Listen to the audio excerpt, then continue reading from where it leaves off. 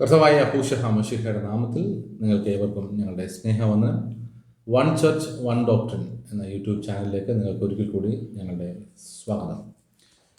തിരുവഴുത്തിൽ മറ്റൊരു പ്രാധാന്യമേറിയ മറ്റൊരു വിഷയവുമായി നിങ്ങളുടെ അടുക്കൽ വരുവാൻ വലിയവനായ ദൈവം ഞങ്ങൾക്ക് ഒരു അവസരം കൂടി തന്നതിനായി ഞങ്ങൾ ദൈവത്തെ നന്ദിയോടെ സ്തുതിക്കുന്നു. വളരെ പ്രാധാന്യമുള്ള എന്നാൽ ഒരുപാട് വ്യത്യസ്ത വ്യാഖ്യാനങ്ങൾ കേൾക്കുകയും തിരുവഴുത്തിൽ നാം അറിഞ്ഞിരിക്കേണ്ടതുമായ ഒരു പ്രധാന ഭാഗം, ഒരു ഉപദേശം, അതാണ് നമ്മൾ ഇന്ന് ഒരുമിച്ച് ചിന്തിക്കാൻ പോകുന്നത്. യോഹന്നാന്റെ സുവിശേഷം 1-ാം അധ്യായത്തിനകത്ത് ആദിയിൽ വചനമുണ്ടായിരുന്നു, വചനം ദൈവത്തോടു കൂടിയായിരുന്നു, വചനം ദൈവമായിരുന്നു എന്ന് പറയുന്ന വാക്യം യഥാർത്ഥത്തിൽ എന്തിനെ സൂചിപ്പിക്കുന്നു, അത് എങ്ങനെയാണ് നാം മനസ്സിലാക്കേണ്ടത്, അതാണ് ഇന്ന് നമ്മൾ ഒരുമിച്ച് പരിശോധിക്കാൻ പോകുന്നത്. വളരെ ഒരുപാട് തവണ, ഒന്നിലധികം തവണ പല വ്യത്യസ്ത വ്യക്തികളിൽ നിന്ന് നിങ്ങൾ അതിൻ്റെ വചനങ്ങൾ അല്ലെങ്കിൽ അതിൻ്റെ വ്യാഖ്യാനങ്ങൾ കേട്ടിട്ടുണ്ടാകുമെന്ന് പൂർണ്ണമായും ഞങ്ങൾ വിശ്വസിക്കുന്നു. പക്ഷേ യഥാർത്ഥത്തിൽ അതിനെ എങ്ങനെയാണ് മനസ്സിലാക്കേണ്ടത്? ജോർജ് പാസ്റ്റർ, എനിക്ക് തോന്നുന്നു ഒരുപാട് ക്രിസ്തീയ വേദികളിൽ നമ്മൾ ഈ വേദഭാഗം പലരിൽ നിന്ന് കേട്ടിട്ടുണ്ട്.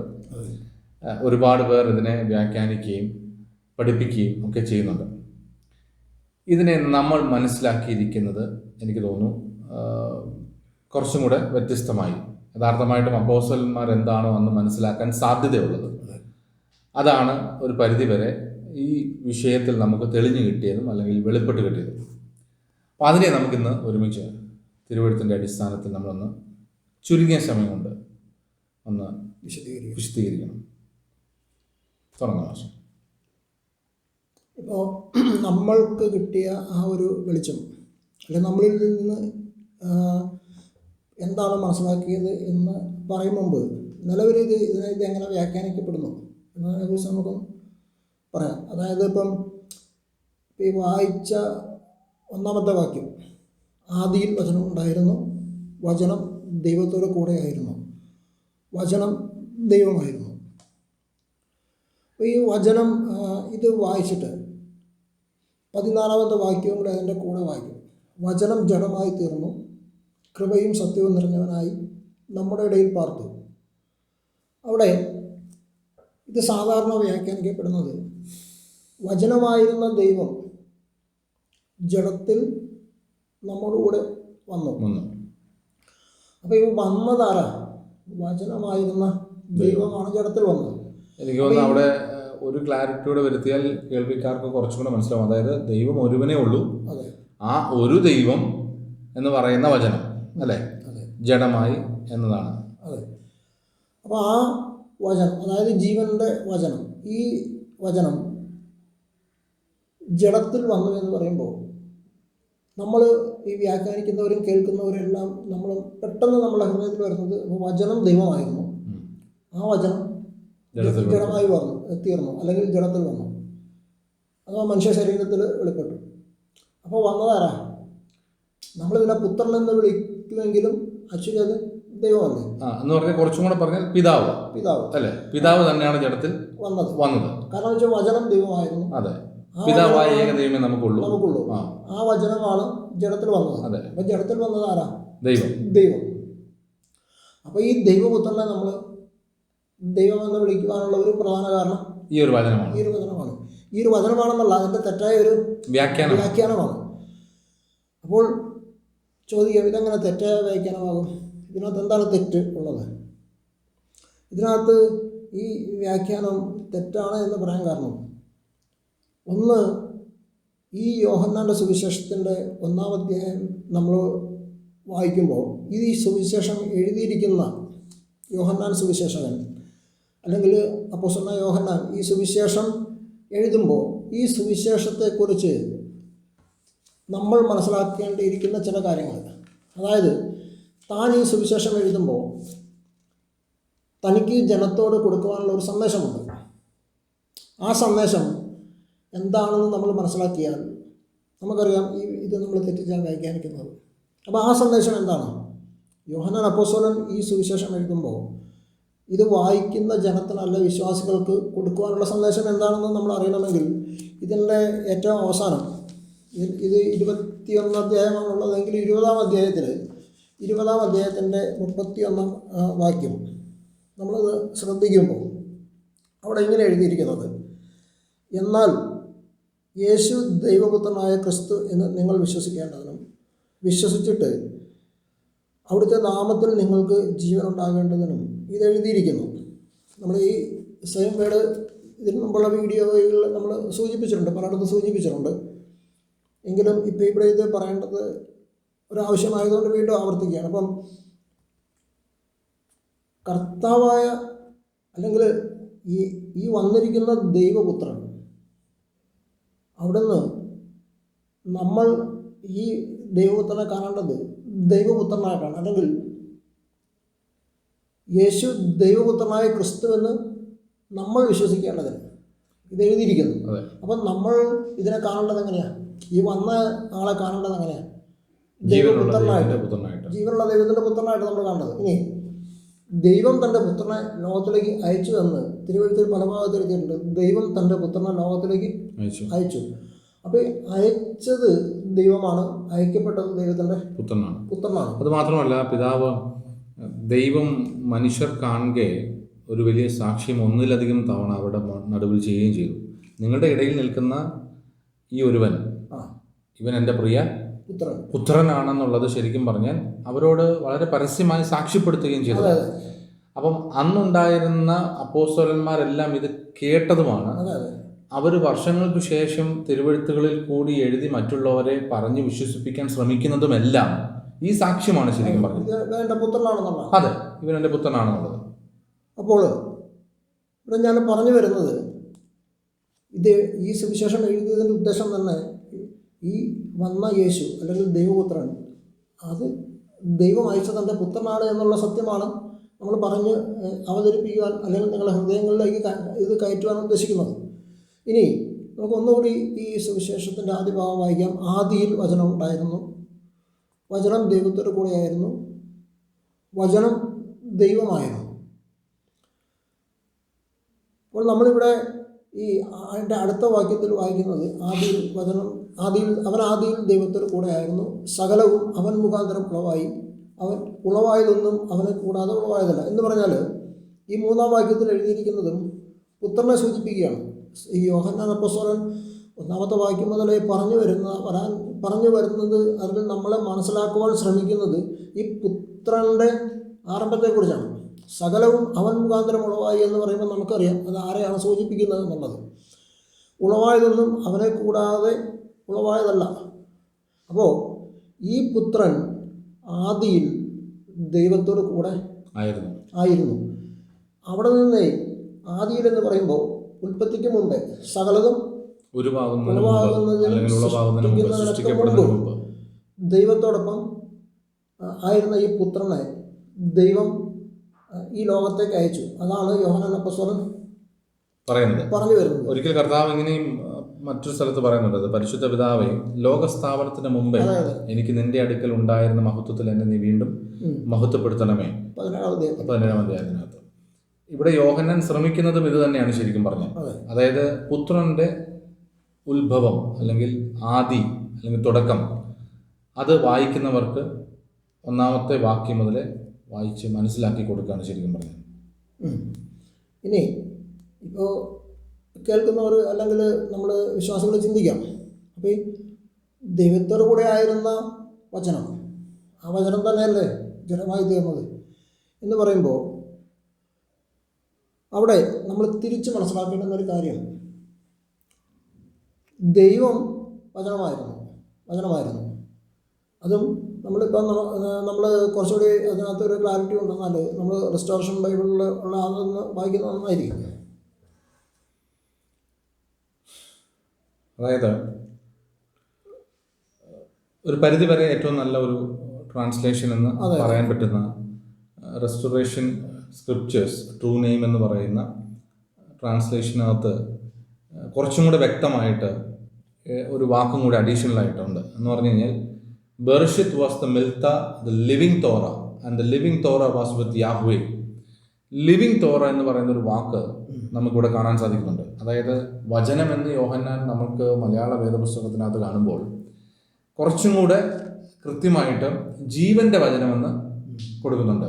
എനിക്ക് തോന്നുന്നു യോഹന്നാൻ്റെ സുവിശേഷം മനസ്സിലാക്കുന്നതിനോടൊപ്പം തന്നെ യോഹന്നാൻ എഴുതിയ ഒന്നാമത്തെ ലേഖനത്തിൻ്റെ ഒന്നാമത്തെ അധ്യായത്തിൻ്റെ ഒന്നാമത്തെ വാക്യം കൂടെ ചേർത്ത് പഠിക്കുകയാണെങ്കിൽ എനിക്ക് തോന്നുന്നു ഒരു പരിധി വരെ കേൾക്കുന്ന നിങ്ങൾക്ക് യോഹന്നാൻ എന്താണ് പറഞ്ഞു വരുന്നത് എന്നുള്ളതിനെ പറ്റിയിട്ട് കൃത്യമായിട്ടുള്ള ഒരു ഗ്രാഹ്യം നിങ്ങൾക്കുണ്ടാവും. അതായത് യോഹന്നാൻ്റെ സുവിശേഷം ഒന്നാമത്തെ അധ്യായത്തിനകത്ത് യോഹന്നാൻ പറഞ്ഞു തുടങ്ങുന്നത് തന്നെയാണ് യോഹന്നാൻ്റെ ലേഖനത്തിലും എന്ന് പറഞ്ഞാൽ ഒന്നാമത്തെ ലേഖനത്തിൻ്റെ ഒന്നാമത്തെ അധ്യായത്തിനകത്തും യോഹന്നാൻ ശ്രമിക്കുന്നതും. പക്ഷെ എന്നാൽ അവിടെ കുറച്ചും കൂടെ ക്ലാരിറ്റി ഉണ്ട്. ഞാൻ വായിക്കാം. യോഹന്നാൻ്റെ ഒന്നാമത്തെ ലേഖനം ഒന്നാമത്തെ അധ്യായം 1 മുതലുള്ള വാക്യങ്ങൾ വായിക്കാം. ആദ്യം മുതലുള്ളതും ഞങ്ങൾ കേട്ടതും സ്വന്തം കണ്ണുകൊണ്ട് കണ്ടതും ഞങ്ങൾ നോക്കിയതും ഞങ്ങളുടെ കൈ തൊട്ടതുമായ ജീവൻ്റെ വചനം സംബന്ധിച്ച് ജീവൻ പ്രത്യക്ഷമായി ഞങ്ങൾ കണ്ട് സാക്ഷീകരിക്കുകയും പിതാവിനോട് കൂടെ ഇരുന്ന് ഞങ്ങൾക്ക് പ്രത്യക്ഷമായ നിത്യജീവനെ നിങ്ങളോട് അറിയിക്കുകയും ചെയ്യുന്നു. ഞങ്ങൾ കണ്ടും കേട്ടുമുള്ളത് നിങ്ങൾക്ക് ഞങ്ങളോട് കൂട്ടായ്മ ഉണ്ടാകേണ്ടതിന് നിങ്ങളോടും അറിയിക്കുന്നു. ഞങ്ങളുടെ കൂട്ടായ്മയോ പിതാവിനോടും അവൻ്റെ പുത്രനായ യേശുക്രിസ്തുവിനോടും ആകുന്നു. ഇത് വളരെ പ്രധാനപ്പെട്ട ഒരു പോയിന്റാണ്. നമ്മൾക്ക് ഈ അപ്പോസ്തലന്മാർ പറയുകയാണ്, ഞങ്ങളോട് നിങ്ങൾക്ക് കൂട്ടായ്മ ഉണ്ടാകേണ്ടതിന് വേണ്ടി ഞങ്ങൾ നിങ്ങളെ അറിയിക്കുന്നത്. എന്നാൽ ഞങ്ങൾക്ക് കൂട്ടായ്മയുള്ളതോ പിതാവിനോടും അവൻ്റെ പുത്രനായ യേശുക്രിസ്തുവിനോടും ആകുന്നു. അപ്പം നമുക്ക് അപ്പോസ്തലന്മാരുടെ കൂട്ടായ്മ ഉണ്ടാകണമെങ്കിൽ നമ്മൾ എന്ത് ചെയ്യണം? ഈ പിതാവിനെയും പുത്രനെയും അല്ലെങ്കിൽ നമ്മളിത് വിശ്വസിക്കണം, എന്ത്? ദൈവം പിതാവും യേശുക്രിസ്തു അവൻ്റെ പുത്രനുമാണെന്ന്. ഞങ്ങൾക്ക് കൂട്ടായ്മ, ഞങ്ങളുടെ കൂട്ടായ്മയോ പിതാവിനോടും അവൻ്റെ പുത്രനായ യേശുക്രിസ്തുവിനോടുമാകുന്നു. ഈ യോഹന്നാന്റെ സുവിശേഷം 17-ാം അധ്യായത്തിൻ്റെ 3-ാം വാക്യം, പിതാവെ നിന്നെയും നീ അയച്ചിരിക്കുന്ന യേശുക്രിസ്തുവിനെയും ഏകസത്യദൈവമായി നിന്നെയും നീ അയച്ചിരിക്കുന്ന യേശുക്രിസ്തുവിനെയും അറിയുന്നത് തന്നെ നിത്യജീവനാണ്. ഇവിടെ എനിക്ക് തോന്നുന്നത് ഈ യോഹന്നാന്റെ സുവിശേഷത്തിൻ്റെ 1-ാം അധ്യായം മനസ്സിലാക്കുന്നതിന് മുമ്പ് യോഹന്നാന്റെ ലേഖനത്തിലെ 1-ാം അധ്യായം കുറച്ചും കൂടി വ്യക്തമായിട്ട് പഠിച്ചു കഴിഞ്ഞാൽ നിങ്ങൾക്ക് യോഹന്നാന്റെ ഒന്നാമത്തെ സുവിശേഷത്തിൻ്റെ 1-ാമത്തെ അധ്യായത്തിൽ കുറച്ചും കൂടി ക്ലാരിറ്റി വ്യക്തമാവും. അതായത് യോഹന്നാൻ പറയുന്നത്, അപ്പോൾ ഈ അധ്യായം നമ്മൾ വായിക്കുന്ന സമയത്ത് യോഹന്നാൻ ആരാണെന്നും ഒരു ഇസ്രായേൽ ഗ്രഹത്തിൽപ്പെട്ട ഒരു വ്യക്തിയാണെന്നും അവർ ഈ വചനമെന്നൊക്കെ പറയുമ്പോൾ എന്താണ് അവർ ഉദ്ദേശിക്കുന്നത്, ശരിയല്ലേ? അതായത് ചില സമയത്ത് നമ്മൾ വചനമെന്നൊക്കെ പറയുമ്പോൾ അത് പല വാക്കുകൾ അല്ലെങ്കിൽ ഞരക്കങ്ങൾ അല്ലെങ്കിൽ മൂളലുകൾ എന്നൊക്കെ നമ്മൾ ചിലപ്പോൾ ചിന്തിച്ചു പോകാം. പക്ഷേ അപ്പോസ്തലന്മാർ എപ്പോഴും ഈ ജീവന്റെ വചനം എന്നൊക്കെ പറയുമ്പോൾ ശരിക്കും പറഞ്ഞാൽ അവർ ഇസ്രായേൽ ഗ്രഹത്തിൽപ്പെട്ട ഒരു വ്യക്തിയാണ്, യഹൂദന്മാരാണ് അവർ. അപ്പം അവർ ഇപ്പം ലിവിങ് തോറ എന്നാണ് ശരിക്കും പറഞ്ഞ ഒരു പരിധി വരെ അവർ പറയാൻ സാധ്യതയുള്ളത്, ജീവന്റെ വചനം. അപ്പം അവർക്ക് ജീവന്റെ വചനം എന്ന് പറയുന്നത് ശരിക്കും പറഞ്ഞാൽ അവർ അന്ന് വരെ കേട്ടിട്ടുള്ളതല്ലേ ശരിക്കും ജീവന്റെ വചനം എന്ന് പറയുന്നത്. എന്ന് പറഞ്ഞു കഴിഞ്ഞാൽ വചനം എന്ന് അവർക്ക് എന്താണോ, തോറ എന്ന് പറയുന്നത് എന്താണോ അതല്ലേ ശരിക്കും പറഞ്ഞാൽ അവർക്ക്, അവർ വചനം എന്നൊക്കെ പറയുമ്പോൾ, ജീവന്റെ വചനം എന്നൊക്കെ പറയുമ്പോൾ അവർക്ക് അതാണ് ശരിക്കും തോറ. അല്ലെങ്കിൽ അവർ വായിക്കുന്ന, അവർക്ക് മുമ്പ് കിട്ടിയിട്ടുള്ള, അവർക്ക് മോശയുടെ കൈയാലും പ്രവാചകന്മാരുമാരും ഒക്കെ കയ്യിൽ കിട്ടിയിരിക്കുന്നതിനെയാണ് അവർ വചനമെന്ന് ഉദ്ദേശിക്കുന്നത്. അപ്പോൾ ഈ അധ്യായത്തിനകത്ത് നമ്മൾ കുറച്ചും കൂടെ വ്യക്തമായിട്ട് വായിച്ചു കഴിഞ്ഞാൽ ആദ്യം മുതലുള്ളതും ഞങ്ങൾ കേട്ടതും സ്വന്തം കണ്ണുകൊണ്ട് കണ്ടതും ഞങ്ങൾ നോക്കിയതും ഞങ്ങളുടെ കൈ തൊട്ടതുമായ ജീവന്റെ വചനം, ഈ പറഞ്ഞിരിക്കുന്ന സെന്റൻസിനകത്ത് വേറെ ആരെയും പറ്റി പറഞ്ഞിട്ടില്ല. പറഞ്ഞത് മുഴുവനും ആരെ പറ്റിയാണ്? ഈ വചനമായ പുത്രനെ കുറിച്ച്. അതായത് ഞങ്ങൾ കൈ തൊട്ട ജീവന്റെ വചനം, അവിടെ പറയുന്നത് ലിവിങ് തോറ. ഞങ്ങൾ കൈ തൊട്ടതുമായ ജീവന്റെ വചനം സംബന്ധിച്ച് ഞങ്ങൾ സാക്ഷീകരിക്കുകയും പിന്നെ പിതാവിനോട് കൂടെ, ഇതാണ് നമ്മൾ വെളിപ്പെടുത്തുവാൻ ഉദ്ദേശിക്കുന്ന കാര്യം. നമ്മളിത് നിങ്ങളെ അറിയിക്കുവാനായിട്ട് ആഗ്രഹിക്കുന്ന കാര്യം, പിതാവിനോട് കൂടെ ഇരുന്ന് ഞങ്ങൾക്ക് പ്രത്യക്ഷമായ നിത്യജീവൻ. അപ്പോൾ അവിടെ പിതാവിനോട് കൂടെ ഇരുന്നു എന്ന് പറയുമ്പോൾ പെട്ടെന്ന് ആളുകളിങ്ങനെ പറയും, വചനം പിതാവിൻ്റെ കൂടെ ആയിരുന്നല്ലോ, ആ വചനം ജഡമായി തീർന്നു. അതല്ല, ഇപ്പം ഈ നമ്മൾ പലപ്പോഴും ധരിക്കുന്ന ഒരു കാര്യം അല്ലേ, കേൾക്കുന്ന അല്ലെ നമ്മളാണെങ്കിലും നേരത്തെ ധരിച്ചുകൊണ്ടിരുന്ന ഒരു കാര്യം, കന്യാമറിയത്തിൻ്റെ ഉദരത്തിൽ നിന്ന് പുറത്ത് വന്ന ആ ഒരു ശിശു, അവിടെ നിന്നാണ് എന്ത് തുടങ്ങുന്നത്, പുത്രൻ്റെ ആരംഭം എന്ന് നമ്മൾ വിചാരിച്ചിട്ടുണ്ട്. ഇതുപോലെ ഇത് പലരുടെയും ഉള്ളിൽ ഈ ആനയുടെ ധാരണ ഉണ്ടല്ലോ, ഈ മറിയമിൻ്റെ ഉള്ളിൽ നിന്നും പുറത്ത് വന്ന അവിടെ മുതലാണ് പുത്രന്റെ ഉത്ഭവം. പുത്രന്റെ ഉത്ഭവം. ഇപ്പം പിതാവിനോട് കൂടെ ഇരുന്നു എഴുതിയിട്ടുണ്ടെന്ന് പറഞ്ഞാൽ അത് പിതാവിനോട് കൂടെ വചനമായിട്ടുണ്ടായിരുന്നു, ആ വചനം ജഡമായി തീർന്നു. എന്നാൽ അങ്ങനെയല്ല അതിൻ്റെ വ്യാഖ്യാനം വരുന്നത്. പക്ഷേ അത് കുറച്ചുകൂടി ഒന്ന്, അതായത് ഇതിനെ വളരെ ലളിതമായി നിങ്ങൾക്ക് മനസ്സിലാകുന്ന ഭാഷയിൽ പറഞ്ഞാൽ, ആദ്യം മുതലുള്ളതും ഞങ്ങൾ കേട്ടതും സ്വന്തം കണ്ടുകൊണ്ട് കണ്ടതും ഞങ്ങൾ നോക്കിയതുമായ ഞങ്ങളുടെ കൈ തൊട്ടതുമായ ജീവന്റെ വചനം. ഇത് വളരെ പ്ലെയിനായിട്ട് പറഞ്ഞാൽ അവർ കണ്ട, അവർ കേട്ട, അവരുടെ കൈകൊണ്ട് തൊട്ട ദൈവപുത്രനായ ക്രിസ്തുവിനെ പറ്റിയിട്ടാണ് പറയുന്നത്. ഇനി ആ ക്രിസ്തുവിന് യോഹന്നാൻ കൊടുത്തിരിക്കുന്ന ഒരു ടൈറ്റിലാണ് ശരിക്കും പറഞ്ഞാൽ നമ്മൾ മനസ്സിലാക്കേണ്ടത്. ജീവന്റെ വചനം എന്നാണ് വിളിച്ചിരിക്കുന്നത്. ഇനി ഈ ടൈറ്റില് യോഹന്നാന്റെ സുവിശേഷത്തിലുമുണ്ട്, യോഹന്നാൻ എഴുതിയ ലേഖനത്തിനുമുണ്ട്, അതേപോലെ തന്നെ റെവലേഷനകത്തും ഇത് തന്നെ പറയുന്നുണ്ട്. 19-ാം അധ്യായത്തിനകത്ത് ക്രിസ്തുവിന് കൊടുത്തിരിക്കുന്ന ടൈറ്റിൽ, ഇപ്പോൾ ക്രിസ്തുവിനെ മഹാപുരോഹിതൻ എന്ന് വിളിച്ചിട്ടുണ്ട്, പ്രവാചകൻ എന്ന് വിളിച്ചിട്ടുണ്ട്, അപ്പോസ്തലൻ എന്ന് വിളിച്ചിട്ടുണ്ട്, ദൈവപുത്രൻ എന്ന് വിളിച്ചിട്ടുണ്ട്, ക്രിസ്തു എന്ന് വിളിച്ചിട്ടുണ്ട്.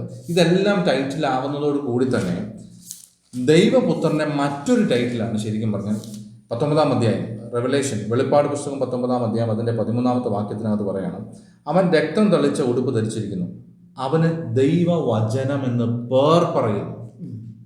ഇത് ശരിക്കും പറഞ്ഞാൽ ദൈവപുത്രന്റെ ഒരു ടൈറ്റിലാണ്. ദൈവപുത്രന്റെ ജീവന്റെ വചനമെന്ന് പേർ പറയുന്നു. ഈ ജീവന്റെ വചനം ഭൂമിയിൽ പ്രത്യക്ഷമാകുന്നതിന് മുമ്പേ, എന്ന് പറഞ്ഞാൽ ഭൂമിയുടെ ഉത്ഭവത്തിന് മുമ്പേ ഈ ജീവന്റെ വചനം പിതാവിനോട് കൂടെ ഇരുന്നതിന് മുമ്പായി. ഇപ്പം അത് പിതാവിനോട് കൂടെ ഇരുന്നു. ഇതിനെ പിതാവ് ഒരു രൂപത്തിൽ ഭൂമിയെയും ഭൂമണ്ഡലത്തെയും സൃഷ്ടിക്കുന്നതിന് മുമ്പേ ഈ ജീവന്റെ വചനത്തെ അല്ലെങ്കിൽ ഈ ലിവിങ് തോറയെ പിതാവ് തന്നിൽ നിന്ന് തന്നെ ഉളവാക്കുകയാണ് ശരിക്കും പറഞ്ഞത്. അതുകൊണ്ടാണ് സദർശവാക്യം നമുക്ക് എനിക്കൊന്ന് അതോട് ചേർത്ത് വായിച്ചെങ്കിൽ മാത്രമേ വായിക്കുന്നവർക്ക് ഒരു പരിധി വരെ മനസ്സിലാകത്തുള്ളൂ. അതായത് സദർശവാക്യം 8-ാം അധ്യായത്തിനകത്ത് അതിൻ്റെ 21 മുതലുള്ള വാക്യങ്ങൾ, ഞാൻ നീതിയുടെ മാർഗത്തിലും ന്യായത്തിന്റെ പാതകളിലും നടക്കുന്നു. യഹോവ പണ്ട് പണ്ടേ തൻ്റെ വഴിയുടെ ആരംഭമായി തൻ്റെ പ്രവൃത്തികളുടെ ആദ്യമായി എന്നെ ഉളവാക്കി. ഞാൻ പുരാതനമേ ആദിയിൽ തന്നെ ഭൂമിയുടെ ഉൽപ്പത്തിക്ക് മുമ്പേ നിയമിക്കപ്പെട്ടിരിക്കുന്നു. അപ്പോൾ ഈ വചനം പിതാവിൽ, അല്ലെങ്കിൽ ലിവിങ് തോറ, ഈ ജീവന്റെ വചനം പിതാവിൽ ഇരുന്നതിനെ ഈ ഭൂമിയെയും അതിലുള്ള സകലത്തിനെയും സൃഷ്ടിക്കുന്നതിന് മുമ്പേ, എന്ന് പറഞ്ഞാൽ ഏതെങ്കിലും ഒരു വസ്തുവിനെ പിതാവ് സൃഷ്ടിക്കുന്നതിന് മുമ്പേ ഈ ലിവിങ് തോറയായിരിക്കുന്ന, അല്ലെങ്കിൽ ന്യായപ്രമാണം എന്ന് പറയുന്ന, അല്ലെങ്കിൽ പുതിയ നിയമത്തിലും നമ്മൾ കേട്ടുകൊണ്ടിരിക്കുന്ന ഈ സകല വചനത്തെയും പിതാവ് തന്നിൽ നിന്ന് തന്നെ ഉളവാക്കി. എന്നിട്ട് അതിനൊരു രൂപം കൊടുത്തു. അതിനെ ആദ്യജാതൻ എന്ന് വിളിച്ചു. ആ ആദ്യജാതൻ പിതാവിനോട് കൂടെ ആയിരുന്നു, ആ ദേഹരൂപത്തിൽ. അതുകൊണ്ടാണല്ലോ ദൈവരൂപത്തിൽ എന്ന് പറയുന്നത്. അവൻ ദൈവരൂപത്തിലിരിക്കെ ദൈവത്തോടുള്ള സമത്വം മുറുകെ പിടിക്കണമെന്ന് വിചാരിക്കാതെ. അപ്പോൾ അതുകൊണ്ടാണല്ലോ ദൈവപ്രതിമയായിരിക്കുന്ന ക്രിസ്തു എന്ന് പറയുന്നത്.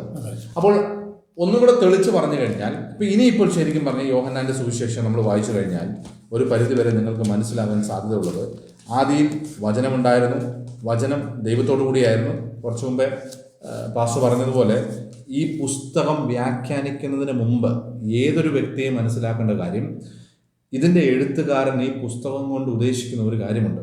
അദ്ദേഹം ഉദ്ദേശിക്കുന്നത് ഈ പുസ്തകം നിറച്ചും എഴുതി വെച്ചിരിക്കുന്നത് ദൈവപുത്രനായ ക്രിസ്തുവിനെ പറ്റിയിട്ടാണ്. ഇനി ആ ക്രിസ്തു എന്ന് പറഞ്ഞാൽ അവർ കണ്ട, അവർ തൊട്ട, അവരോട് കൂടെ ഉണ്ടായിരുന്ന ക്രിസ്തു ജീവനുള്ള ദൈവത്തിൻ്റെ പുത്രനാണ് എന്ന് ഈ പുസ്തകം വായിക്കുന്ന ഒരുവൻ മനസ്സിലാക്കാൻ വേണ്ടിയിട്ടാണ് യോഹന്നാൻ ഈ പുസ്തകം എഴുതിയിരിക്കുന്നത്. അപ്പം അതുകൊണ്ട് അതിനോട് ചേർന്നതായിരിക്കണം ശരിക്കും എന്ന് പറഞ്ഞാൽ ഒരു തിരുവഴുത്ത് ഒന്ന് പറഞ്ഞിട്ടുണ്ട്. കൊളോസ്യർ 2 9-ാം വാക്യം, അവനിലല്ലോ ദൈവത്തിൻ്റെ സർവസമ്പൂർണതയും ദേഹരൂപമായി വസിക്കുന്നത്.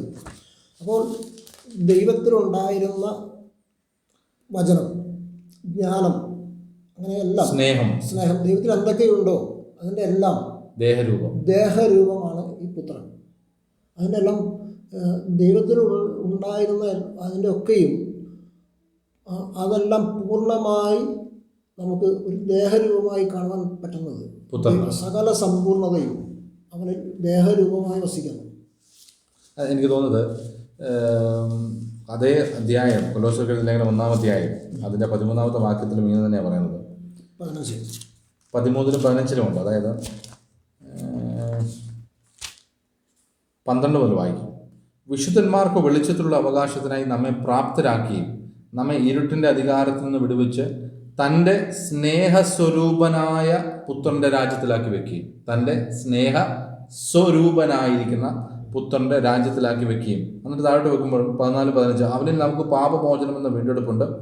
അവൻ അദർശനായ ദൈവത്തിൻ്റെ പ്രതിമയും സർവസൃഷ്ടിക്കും ആദ്യ ജാതനുമാകുന്നു. അപ്പോൾ ഭൂമിയിലായാലും സ്വർഗത്തിലായാലും ദൈവം ഏതെങ്കിലും ഒന്നിനെ സൃഷ്ടിക്കുന്നതിന് മുമ്പേ തൻ്റെ ഉള്ളിലുണ്ടായിരുന്ന ഈ ന്യായപ്രമാണം അല്ലെങ്കിൽ ലിവിങ് തോറ, ജീവൻ്റെ വചനം, ദൈവവചനം എന്ന് പറയുന്ന ഈ വചനത്തെ തന്നിൽ നിന്ന് തന്നെ ഉളവാക്കി. അപ്പോൾ പുത്രൻ ശരിക്കും പറഞ്ഞാൽ ജനിച്ചിരിക്കുന്നു എന്ന് പറയുന്നത് പിതാവിൽ നിന്ന് തന്നെ ഉളവായി. പക്ഷെ ഈ ജീവൻ്റെ വചനം അതിനൊരു ആരംഭമുണ്ടെന്ന് ഒരിക്കലും നമുക്ക് പറയാനും കഴിയത്തില്ല. അതായത് ഈ രൂപത്തിൽ വെളിപ്പെട്ടിരിക്കുന്ന ഇന്ന കാലം മുതലാണ് പുത്രൻ ഉണ്ടായതെന്ന് നമുക്ക് പറയാൻ കഴിയില്ല. ഒരിക്കലും പുത്രൻ ഉത്ഭവമുണ്ട് എന്നൊരിക്കലും നമുക്ക് പറയാൻ കഴിയില്ല. അതായത് സകലവും ഉണ്ടാക്കുന്നതിന് മുമ്പേ പിതാവിനോടൊപ്പം അവനൊരു ദേഹരൂപം ഉണ്ടായി. അതെ, അതിന് മുമ്പേ അവനുണ്ട്. അപ്പോൾ വേണമെങ്കിൽ ഇങ്ങനെയും പറയാം, പിതാവിൽ പുത്രൻ മറഞ്ഞിരുന്നുവെന്നും അങ്ങനെയും പറയാം, പിതാവിൽ പുത്രൻ മറഞ്ഞിരുന്നുവെന്നും. അതായത് പുത്രൻ ഒരു ദേഹരൂപം ഉളവായി കഴിഞ്ഞിട്ടാണ് ശരിക്കും പറഞ്ഞാൽ പിതാവ് ഈ ലോകത്തിലുള്ള സകലത്തിനെയും ഉളവാക്കുന്നത്. അങ്ങനെ അതുകൊണ്ടാണല്ലോ യോഹന്നാന്റെ സുവിശേഷത്തിനകത്ത് വളരെ വ്യക്തമായിട്ട് ഇങ്ങനെ പറയുന്നത്. അതായത് ആദിയിൽ വചനമുണ്ടായിരുന്നു, വചനം ദൈവത്തോടു കൂടിയായിരുന്നു, വചനം ദൈവമായിരുന്നു, അവൻ ആദിയിൽ ദൈവത്തോടു കൂടിയായിരുന്നു, സകലവും അവൻ മുഖാന്തരം ഉളവായതൊന്നും അവനെ കൂടാതെ ഉളവായിട്ടില്ല. അപ്പോൾ ഇത് പറയണമെങ്കിൽ ശരിക്കും പറഞ്ഞാൽ നമ്മളെനിക്കൊന്ന് ഇത് വായിക്കുന്ന സമയത്ത് കുറച്ചും കൂടെ ഏറ്റവും നല്ലത് സദൃശവാക്യം 8-ാം അധ്യായത്തിനായി ഞാൻ അവൻ്റെ അടുക്കൽ ഒരു ശില്പിയായിരുന്നു എന്ന് പറയുന്നത് കൂടി കേൾവിക്കാർക്ക് വേണ്ടി വായിക്കണം എന്ന് തന്നെയാണ് എനിക്ക് തോന്നുന്നത്. അതായത് സദൃശവാക്യം നമ്മൾ വായിച്ച എന്നെ ഉളവാക്കി, സകലത്തിന് മുമ്പ് എന്നെ ഉളവാക്കി എന്ന് വായിക്കുന്നതിൻ്റെ തൊട്ട് താഴെ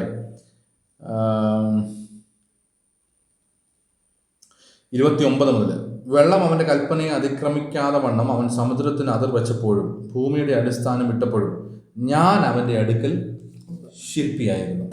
അതിനടുത്ത വാക്യം വായിക്കാമല്ലേ? തീർച്ചയായിട്ടും. സദൃശവാക്യം 22 വായിച്ചത്. ഞാൻ 29 വായിച്ചത്. 22 ആദ്യം വായിച്ചത്. ഇപ്പം 29 വായിച്ചത്. അതിൻ്റെ ഇടയ്ക്ക് യഹോവ പണ്ടേ തൻ്റെ വഴിയുടെ ആരംഭമായി തൻ്റെ പ്രവർത്തികളുടെ ആദ്യമായി എന്നെ ഉളവാക്കി. ഞാൻ പുരാതനമേ ആദിയിൽ തന്നെ ഭൂമിയുടെ ഉൽപ്പത്തിക്ക് മുമ്പേ നിയമിക്കപ്പെട്ടിരിക്കുന്നു. അപ്പോൾ ഇതുകൊണ്ട് ഒരിക്കലും നമുക്ക് പുത്രൻ ഉത്ഭവം ഉണ്ടെന്ന് പറയാനും അല്ല, ജനിച്ചിരിക്കുന്നു എന്നൊരു വാക്യം ഉണ്ടല്ലോ. അതെ, ആഴങ്ങൾ ഇല്ലാതിരുന്നപ്പോൾ ഞാൻ ജനിച്ചിരിക്കുന്നു, അതല്ലേ? വെള്ളം നിറഞ്ഞ ഉറവകൾ ഇല്ലാതിരുന്നപ്പോൾ തന്നെ പർവ്വതങ്ങളെ സ്ഥാപിക്കുന്നതിന് മുമ്പേയും കുന്നുകൾക്ക് മുമ്പേയും ഞാൻ ജനിച്ചിരിക്കുന്നു. അവൻ ഭൂമിയെയും വയലുകളെയും ഭൂതലത്തിൻ്റെ പൊടിയെയും തുകയും ഉണ്ടാക്കിയിട്ടില്ലാത്ത സമയത്ത് തന്നെ അവൻ ആകാശത്തെ ഉറപ്പിച്ചപ്പോൾ ഞാൻ അവിടെ ഉണ്ടായിരുന്നു. നമ്മളത് ആ ഒരു തിരുവഴുത്ത് അങ്ങനെ വെച്ചോണ്ടേ ഈ വിശ്വാസികളുടെ ഭാഗത്ത് നിന്ന് ചിന്തിക്കുമ്പോൾ പലപ്പോഴും ഇങ്ങനെ നമുക്കും നേരത്തെ തോന്നിയിട്ടുള്ള കാര്യമാണ്. പുത്രൻ ആദിയിലേ ഉണ്ടായിരുന്നു എന്ന് പറയുമ്പോൾ ആ പുത്രൻ ഉണ്ടായിരുന്നു വചനമായിട്ട്, എല്ലാവരും അങ്ങനെ പറഞ്ഞു, അതുണ്ടായിരുന്നു വചനമായിട്ടുണ്ടായിരുന്നു, എന്നാൽ ഇപ്പോൾ ജഡത്തിൽ വെളിപ്പെട്ടു. എന്നാൽ ഇവിടെ പറയുന്നത് ഞാൻ സകലതും സൃഷ്ടിക്കുന്നതിന് മുമ്പ്, ഉളവാകുന്നതിന് മുമ്പ് ഞാൻ പിതാവിൻ്റെ അടുക്കൽ ശില്പിയായിട്ടുണ്ടായിരുന്നു, പിന്നെ ഞാൻ ആഴങ്ങൾ ഉണ്ടാകുന്നതിന് മുമ്പ് ഞാൻ ജനിച്ചിരുന്നു അങ്ങനെ ഒരു വാക്കും പറയുന്നുണ്ട്. അപ്പോൾ നമ്മളിപ്പോൾ ഈ പറഞ്ഞ പോലെ പിതാവിൽ വചനമായി ഉണ്ടായിരുന്ന പുത്രൻ ഒരു ദേഹരൂപമായി മാറി. അതിനാണ് നമ്മൾ കൊളോസ്യർ 1:15 വായിക്കുന്നത്, അവൻ അദൃശ്യനായ ദൈവത്തിൻ്റെ പ്രതിമയും സർവസൃഷ്ടിക്കും ആദിജാതനമാകും. അപ്പോൾ സകലതും ദൈവം ഉളവാക്കുന്നതിന് മുമ്പേ ഈ പുത്രൻ ദൈവത്തോട് കൂടി ഒരു ദേഹരൂപമായിട്ടുണ്ടായിരുന്നു. അവൻ അദൃശ്യനായ ദൈവത്തിൻ്റെ പ്രതിമയാണ്. ഈ അദൃശ്യനായ നമുക്ക് ആർക്കും കാണുവാൻ, ദൈവത്തെ ആരും ഒരു നാളും കണ്ടിട്ടില്ല, കാണുവാൻ കഴിയത്തുമില്ല. എന്നാൽ ദൈവത്തെ കാണുവാൻ കഴിയണമെങ്കിൽ, നമുക്ക് ദൈവത്തെ കാണണമെങ്കിൽ നമ്മൾ ആരെ നോക്കണം? അദൃശ്യനായ ദൈവത്തിൻ്റെ പ്രതിമയെ നോക്കണം, പുത്രനെ നോക്കണം. അങ്ങനെ ഈ അദൃശ്യനായ ദൈവത്തിൻ്റെ ഒരു ഇമേജായിട്ട് ഈ പുത്രൻ ആദിയിൽ പിതാവിനോട് കൂടെ ഉണ്ടായിരുന്നു. ആ പുത്രനാണ് ഭൂമിയിലേക്ക് ജഡത്തിൽ ജഡത്തിൽ വെളിപ്പെട്ടത്. എനിക്ക് തോന്നുന്നു അത് പറയാനാണെങ്കിൽ ഏറ്റവും നല്ലത്, അവൻ ദൈവരൂപത്തിലിരിക്കും, ദൈവത്തോടുള്ള സമത്വം മുറുകെ പിടിക്കണമെന്ന് വിചാരിക്കാതെ, ഫിലിപ്പിയ ലേഖനത്തിൽ അതെ, അതിനകത്ത് വേഷത്തിൽ മനുഷ്യനായെന്നാണ് അതെ ആ വാക്യം ഞാനൊന്ന് വായിക്കാം. ഫിലിപ്പിയർക്ക് എഴുതിയ ലേഖനം 2-ാം അധ്യായം അതിൻ്റെ 6 മുതലുള്ള വാക്യങ്ങളാണ്. അവൻ ദൈവരൂപത്തിലിരിക്കെ ദൈവത്തോടുള്ള സമത്വം മുറുകെ പിടിച്ചു കൊള്ളണം എന്ന് വിചാരിക്കാതെ ദാസരൂപമെടുത്ത് മനുഷ്യ സദൃശത്തിലായി. തന്നെത്താൻ ഒഴിച്ച് വേഷത്തിൽ മനുഷ്യനായി വിളങ്ങി തന്നെത്താൻ താഴ്ത്തി മരണത്തോളം, ക്രൂശിലെ മരണത്തോളം തന്നെ അനുസരണമുള്ളവനായി തീർന്നു.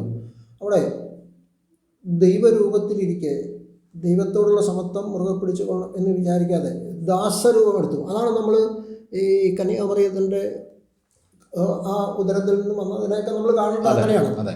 ദാസരൂപമെടുത്തു, വേഷത്തിൽ മനുഷ്യനായി. അപ്പോൾ ദാസരൂപം എടുക്കുന്നതിന് മുമ്പ്, അല്ലെങ്കിൽ വേഷത്തിൽ മനുഷ്യനാകുന്നതിന് മുമ്പ് ഈ പുത്രൻ ഉണ്ടായിരുന്നു. പുത്രൻ മറ്റൊരു, അതായത് സ്വർഗീയ സദൃശത്തിലായിരുന്നു. എന്നാൽ ദാസരൂപത്തിലേക്ക് മാറിയിട്ടൊരാവശ്യമുണ്ട്. എന്തിനുണ്ട്? നമുക്ക് വേണ്ടിയിട്ട് നമ്മുടെ പാപങ്ങൾ താൻ ചുമക്കുന്നതിന് വേണ്ടി, ക്രൂശിൽ മരിക്കുന്നതിന് വേണ്ടിയൊക്കെയും ഒരു മനുഷ്യ സദൃശത്തിലാകേണ്ടെന്ന ആവശ്യമുണ്ടായിരുന്നു. അങ്ങനെ നമുക്ക് മനസ്സിലാക്കി തരുന്ന മറ്റൊരു ഭാഗമുണ്ട്. റോമർ 8 ഞാനത് വായിക്കാം. റോമർ 8-ന്റെ 3-ാമത്തെ വാക്യം അതിൽ നമ്മൾ വായിക്കുമ്പോൾ, ജഡത്താലുള്ള ബലഹീനത നിമിത്തം ന്യായപ്രമാണത്തിന് കഴിയാതിരുന്നതിനെ സാധിക്കുവാൻ, ജഡത്താലുള്ള ബലഹീനത നിമിത്തം ന്യായപ്രമാണത്തിന് കഴിയാതിരുന്നതിനെ സാധിക്കുവാൻ ദൈവം തൻ്റെ പുത്രനെ പാപജഡത്തിൻ്റെ സദൃശത്തിലും പാപനിമിത്തവും അയച്ചു. പാപത്തിന് ജഡത്തിൽ ശിക്ഷ വിധിച്ചു. അപ്പം ഈ ദൈവം തൻ്റെ പുത്രനെ പാപജഡത്തിൻ്റെ സദൃശത്തിലും പാപനിമിത്തവും അയച്ചു. എന്തിനു വേണ്ടിയിട്ട്?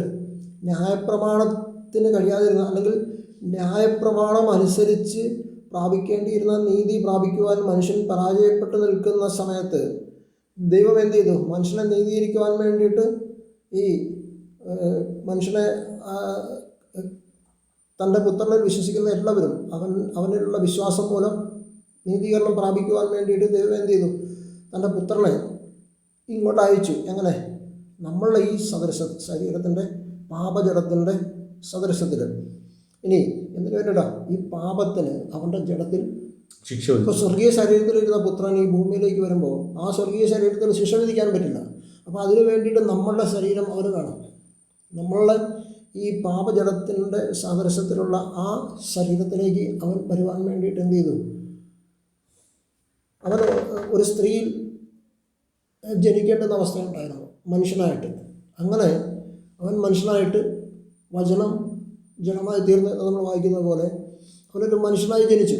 എന്നിട്ട് അവൻ നമ്മളുടെ പാവങ്ങളും തൻ്റെ ചുമലിൽ വഹിച്ചുകൊണ്ട് അവൻ ക്രൂശന്മേൽ കയറി. അപ്പോൾ ഇത് നമ്മൾ ഇങ്ങനെ ഈ റൂട്ട് നമുക്ക് മനസ്സിലായാൽ ബൈബിളിൻ്റെ എല്ലാ റൂട്ടും നമുക്ക് വളരെ ക്ലിയറായിട്ട് മനസ്സിലാക്കാൻ പറ്റും. അതായത് ഈ പുത്രനെക്കുറിച്ചും പുത്രൻ മുഖാന്തരമുള്ള രക്ഷയെക്കുറിച്ചുമൊക്കെ നമ്മൾ പലപ്പോഴും നിർഭാഗ്യവശാൽ നമ്മൾക്ക് സംഭവിക്കുന്നത്, നമ്മൾ ഈ 1-2 സ്ഥലങ്ങളിൽ ഇങ്ങനെ എഴുതിയിട്ടുണ്ട്. ഇപ്പം നമ്മൾ നേരത്തെ വായിച്ചു, പിതാവിനോട് കൂടെ ഇരുന്ന് പ്രത്യക്ഷമായിരുന്ന ഈ ജീവൻ്റെ വചനം, അല്ലെങ്കിൽ നിത്യജീവൻ ആ പിതാവിനോടും പ്രത്യക്ഷമായ ഈ പുത്രനോടും ആണ് ഞങ്ങൾക്ക് കൂട്ടായ്മയുള്ളതെന്ന് അപ്പോസ്തലന്മാർ പറയുമ്പോൾ അവർ ഈ പിതാവിനെയും പുത്രനെയും കാണുന്നത് പിതാവ് തങ്ങളുടെ ദൈവമായിട്ടും പുത്രനെ തങ്ങളുടെ കർത്താവുമായിട്ടാണ് കാണുന്നത്. എന്നിട്ട് അവർ പറയുകയാണ്, ഞങ്ങളോട് കൂട്ടായ്മ നിങ്ങൾക്കുണ്ടാകാൻ വേണ്ടിയിട്ട് എന്ത് ചെയ്യുകയാണ്? നിങ്ങൾ ഇത് തന്നെ വിശ്വസിക്കണം. പക്ഷെ നമ്മൾ എന്താ വിശ്വസിക്കണം? നമ്മളും പറയും ആ ദൈവപുത്രനെ ഞങ്ങൾക്ക് വിശ്വാസമാണ് എന്ന് നമ്മൾ പറഞ്ഞിട്ട് ദൈവപുത്രനെ ആരെന്നാണ് നമ്മൾ വിശ്വസിക്കുന്നത്? നമ്മൾ ദൈവപുത്രനെ ദൈവമായിട്ടാണ് വിശ്വസിക്കുന്നത് എന്ന് പറഞ്ഞു കഴിഞ്ഞാൽ, കുറച്ചും കൂടെ കേൾവിക്കാർക്ക് വ്യക്തമാക്കാൻ, ഒന്നുകിൽ നിങ്ങൾ 3 ദൈവത്തെയും കൂടെ ചേർത്ത് വെച്ചിട്ട് ഒരു ദൈവം ഉണ്ടാക്കി അങ്ങനെ ഒരു രീതിയിൽ വിശ്വസിക്കും. അല്ലെങ്കിൽ ഒരു ദൈവം തന്നെ ആണ് ഈ ജഡത്തിൽ വെളിപ്പെട്ടത്. പക്ഷെ ഒരാളും ശരിക്കും പറഞ്ഞാൽ ദൈവത്തിനൊരു പുത്രനുണ്ട് എന്ന് പറയുന്നതിനെ വ്യത്യസ്തമായി കാണാൻ ശ്രമിക്കുന്നില്ല. പക്ഷെ അപ്പോസ്തലന്മാർക്കും ഇപ്പം ജാതികളുടെ അപ്പോസ്തലനായ പൗലോസിനോടും ഒക്കെ ചോദിച്ചു കഴിഞ്ഞാൽ അവർക്ക് ദൈവം പിതാവാണ്. യേശുക്രിസ്തു ഈ പിതാവിൻ്റെ പുത്രനാണ് ശരിക്കും പറഞ്ഞത്. ആ രീതിയിലാണ് ഇവർ കണ്ടതും പഠിപ്പിച്ചതും മുഴുവൻ. യോഹന്നാനെ അപ്പോസ്തലൻ എടുത്തു പറയുന്നുണ്ട്, പിതാവിനോട് കൂടെ ഇരുന്ന് ഞങ്ങൾക്ക് പ്രത്യക്ഷമായ നിത്യജീവൻ. അപ്പം നമ്മൾ അങ്ങനെ തന്നെ മനസ്സിലാക്കണം. അത് പിതാവിൻ്റെ കൂടെ ആദിയിൽ ഉണ്ടായിരിക്കുകയും പിതാവ് നമുക്ക് വേണ്ടി അയക്കുകയും ചെയ്ത ലോകരക്ഷയ്ക്ക് വേണ്ടി വന്ന ആ പുത്രൻ അവിടുന്ന് ദൈവപുത്രനായ ക്രിസ്തുവാണ് എന്ന് നമ്മൾ വിശ്വസിക്കുന്നതാണ് വിശ്വാസത്തിൻ്റെ ആധാരം. അങ്ങനെ വിശ്വസിക്കുന്നവരാണ് രക്ഷിക്കപ്പെടുന്നത്. എനിക്ക് തോന്നുന്നത് ഈ കുറച്ചും കൂടെ ലളിതമായി പറഞ്ഞാൽ യോഹന്നാൻ്റെ സുവിശേഷത്തിനകത്ത് പറഞ്ഞിരിക്കുന്ന ജീവൻ്റെ വചനം, അല്ലെങ്കിൽ നാം ഇന്ന് ഈ കൊണ്ടു നടക്കുന്ന ദൈവവചനം, അതിൻ്റെ ദേഹരൂപം എന്ന് പറയുന്നത് ഈ പുത്രനാണ്. വളരെ ലളിതമായി പറഞ്ഞാൽ ഇന്ന് നമ്മൾ ഈ കൊണ്ടു നടക്കുന്ന ദൈവവചനത്തിൻ്റെ ദേഹരൂപം എന്ന് പറയുന്നത് ഈ പുത്രനാണ്. ഇനി ആ പുത്രൻ എന്ന് മുതൽ ഉണ്ടായിരുന്നു ചോദിച്ചാൽ, ഈ ഭൂമിയെയും ഭൂമണ്ഡലത്തെയും സ്വർഗാതിസ്വർഗങ്ങളെയും അല്ലെങ്കിൽ ദൂതന്മാരെയും സാറാബുകളെയും ഒക്കെയും സൃഷ്ടിക്കുന്നതിന് മുമ്പായിട്ട് ഈ പുത്രനെ തന്നിൽ നിന്ന് തന്നെ പിതാവ് ഉളവാക്കി, ആ പുത്രനിലൂടെയും പുത്രനായിട്ടും പുത്രൻ മുഖാന്തരവും ഈ ദൈവം സകലത്തെയും ഉളവാക്കി. എന്നിട്ട് ആ പുത്രന് ഈ വരാനിരിക്കുന്ന അല്ലെങ്കിൽ ഇനി സൃഷ്ടികൾ കേൾക്കാനിരിക്കുന്ന ന്യായപ്രമാണത്തെയും തോറയും ഒക്കെ ശരിക്കും പറഞ്ഞാൽ അതിൻ്റെ ദേഹരൂപം ഈ പുത്രനെയാക്കി. ഈ എബ്രായർക്കെഴുതിയ ലേഖനം 10-ാം അധ്യായത്തിനകത്ത് പറയുന്നൊരു കാര്യമുണ്ട്.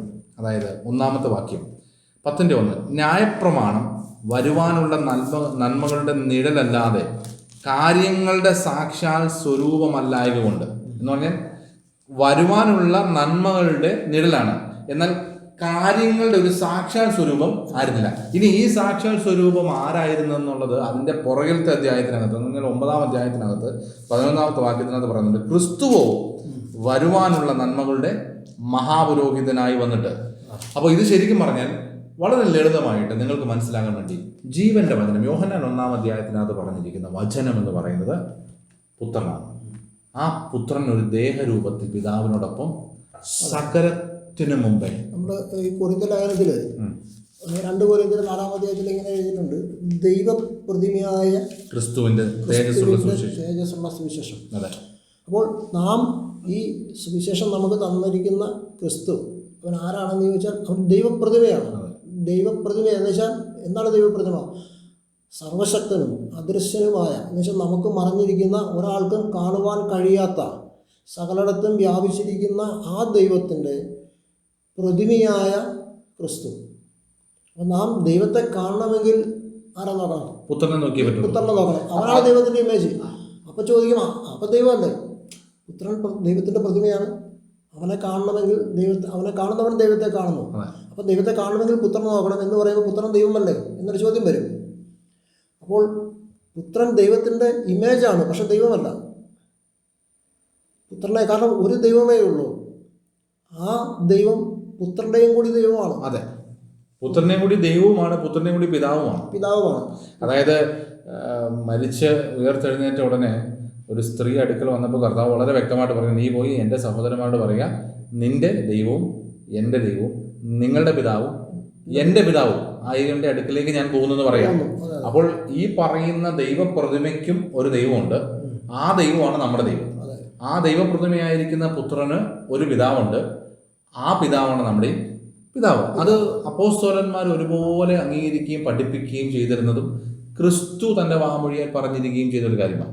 എനിക്ക് തോന്നുന്നു നമുക്കിവിടെ കൂടെ കുറച്ചും കൂടെ വ്യക്തമായി പറയേണ്ട ഒരു കാര്യം എന്ന് പറയുന്നത്, ഈ ജീവന്റെ വചനം എന്ന് പറയുന്നത് പുത്രൻ്റെ ടൈറ്റിലാണ്, ശരിയല്ലേ? ലിവിങ് തോറ എന്ന് പറയുന്നത് മനുഷ്യർ കേൾക്കാനിരുന്ന ദൈവത്തിൻ്റെ വചനമെന്ന് പറയുന്നതിൻ്റെ ദേഹരൂപം എന്ന് പറയുന്നത് ഈ പുത്രനാണ്.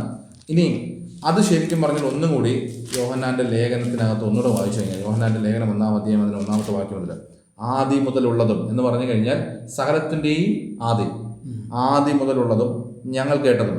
പക്ഷെ അവൻ ഞങ്ങൾ കേട്ടതെന്ന് പറയുന്നത് ഇസ്രായേൽ ഗ്രഹം ശരിക്കും പറഞ്ഞാൽ എന്നാ മുതലാണോ ജീവന്റെ വചനം കേട്ടു തുടങ്ങിയത്, അത് ആദ്യം മുതലുള്ളതും ഞങ്ങൾ കേട്ടതും. പിന്നീട് ഇവര് കേട്ടതിന് എന്ത് ചെയ്യുന്നു? സ്വന്തം കണ്ടുകൊണ്ട് കണ്ടു. കണ്ടതിനെ പിന്നെ ഇവരെന്ത് ചെയ്തു? കൈതൊട്ടു.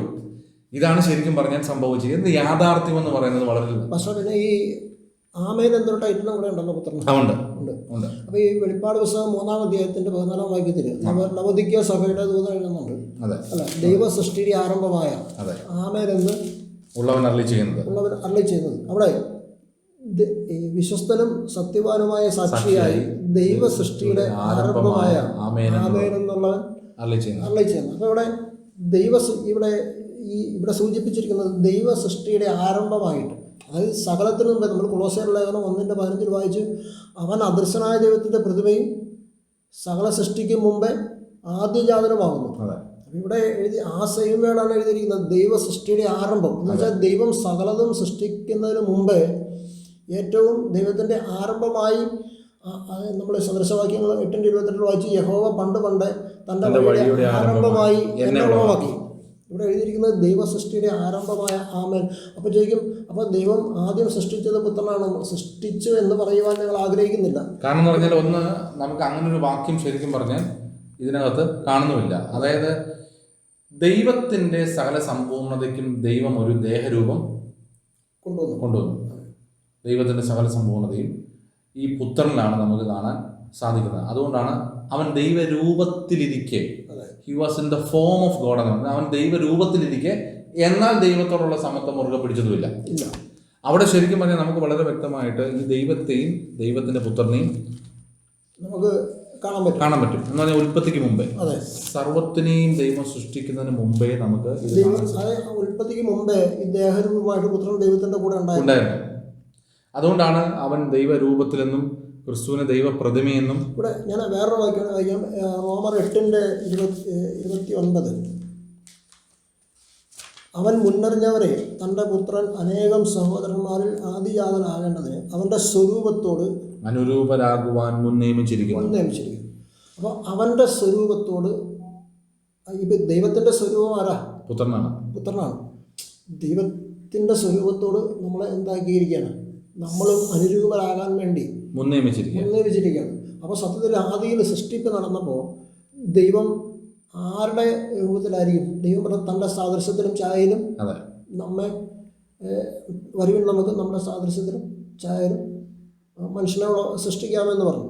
നാം സൃഷ്ടിക്കപ്പെട്ടിരിക്കുന്നത് ശരിക്കും ആരുടെ ഛായയിലും? പുത്രന്റെ ഛായയിലാണ്. കാരണം ദൈവത്തിന്റെ രൂപം എന്ന് പറയുന്നത് പുത്രനാണ്.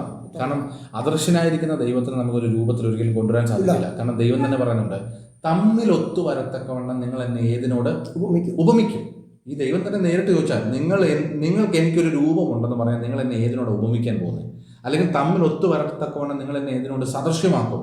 അപ്പോൾ നമ്മൾ ഈ ആരാധിക്കുന്ന പിതാവായ ദൈവത്തിനൊരു രൂപം ഇല്ല. പക്ഷേ മനുഷ്യ സൃഷ്ടിക്ക് ശരിക്കും പറഞ്ഞാൽ ദൈവരൂപമെന്ന് കാണാൻ സാധിക്കുന്നത് മുഴുവനും ഈ പുത്രനെ ആണ്. ആ പുത്രന്റെ രൂപത്തിലാണ് ശരിക്കും പറഞ്ഞാൽ നമ്മെ സൃഷ്ടിച്ചത്. അത് വാസ്തവമാണത്.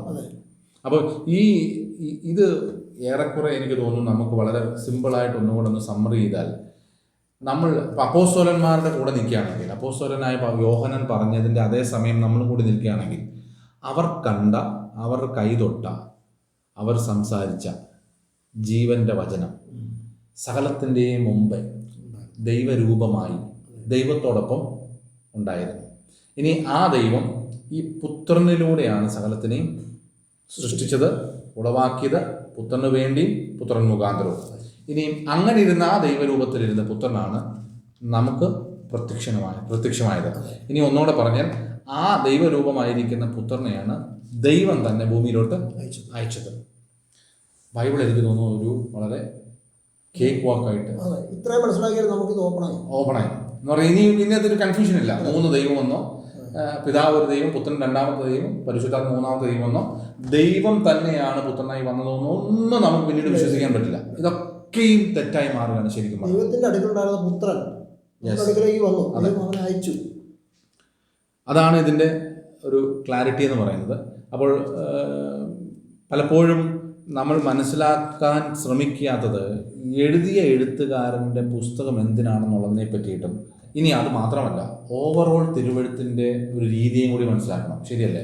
ഇപ്പം അപ്പോസ്തലനായ യോഹന്നാൻ ഇവിടെ ഒരു രീതിയിലും മറ്റൊരു സ്ഥലത്ത് അപ്പോസ്തലനായ പൗലോസും മറ്റൊരു രീതിക്കും എഴുതുകയാണെങ്കിൽ ശരിയല്ല. ഇവർ പറയുന്ന ആശയത്തെ മുഴുവനും ഒരേ ലൈനിൽ ചിന്തിച്ചിട്ട് വേണം നമ്മളിതിനെ വ്യാഖ്യാനിക്കാൻ. ഇപ്പോൾ യോഹന്നാൻ എഴുതിയ ആദ്യം മുതൽ പുത്രൻ പിതാവിൻ്റെ അടുക്കലുണ്ടായിരുന്ന പുത്രൻ. അതെ. പൗലോസ് എഴുതി അവൻ അദൃശ്യനായ ദൈവത്തിന്റെ പ്രതിമയും സർവ്വസൃഷ്ടിക്കും ആദിജാതനുമാണ്. ഒത്തുവരുന്നുണ്ടല്ലോ അവിടെ.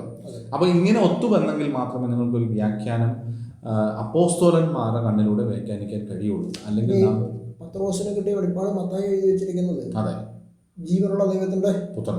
പുത്രനായ ക്രിസ്തുവാകുന്നു. അതെ. അപ്പോൾ പുത്രൻ്റെ ടൈറ്റിലാണ് ഇപ്പം നമ്മൾ കുറച്ച് ആമീൻ അല്ലേ എന്നുള്ളത് പുത്രൻ്റെ ടൈറ്റിലാണ്. ദൈവവചനം എന്ന് പറയുന്നത് പുത്രൻ്റെ ടൈറ്റിലാണ്. മഹാപുരോഹിതൻ എന്ന് പറയുന്ന ടൈറ്റിലാണ്. മഷിഹാക്ക് എന്ന് പറയുന്ന ടൈറ്റിലാണ്.